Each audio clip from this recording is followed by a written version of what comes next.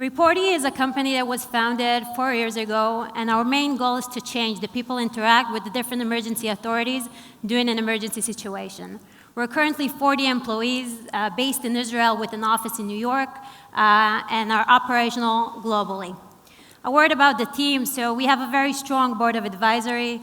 Our chairman and main investor is former Israeli Prime Minister, Mr. Ehud Barak, and a dream team of leading advisors in our field. So what are we dealing with? 4 years ago, my partner, the CEO of the company, was attacked in Tel Aviv near the beach. For the first time in his life, he called the police. The operator answered him and started asking him a lot of questions in order to understand how to react and respond. She asked him for his full name. She asked him for his location. She was trying to understand what is his emergency. Amir understood that she's totally blind and couldn't believe that in the 21st century, with all modern technology and innovation, the public safety sector was left so far behind. There are millions of calls that are being made to those different dispatch centers around the world. A lot of time of duration of a call in order to understand what is going on. 25% of the calls are false reports, and they work only in the TDM network. They do not work in IP channels at all. They don't have any location based, or they're not any visual from the field. They work in a FIFO method. That means first in, first out. They have no ability to prioritize the incoming calls. Reporty developed a full ecosystem for emergency communication based on any IoT or mobile device through our virtual infrastructure to the PSAP, Public Safety Answering Point, which could be the police, the EMS, medical, or fire department. How does it basically work? We have our app. It's free to download for all people in the world, Android and iOS. When you run into an emergency, you will press the select responder.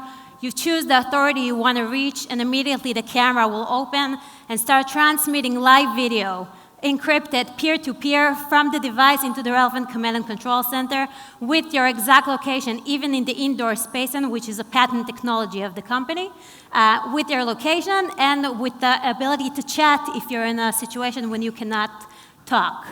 Those are our home sister divided a couple of platforms, actually gives the ability to prioritize the incoming calls throughout the video, see them on a map, and everything will be saved and monitored in our CRM platform, which will be allowing to use it as evidence or for analytics, whatever you need.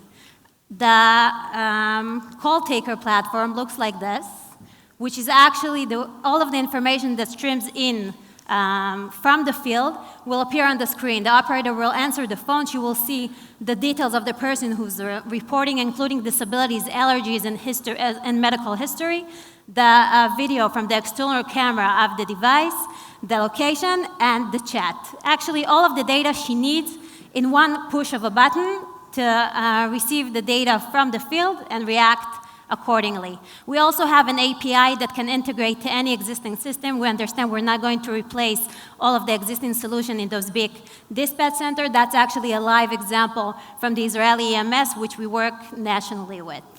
So where are we going? We don't want to be a standalone app. We understand that people will not download an app that will only serve them in emergency situations.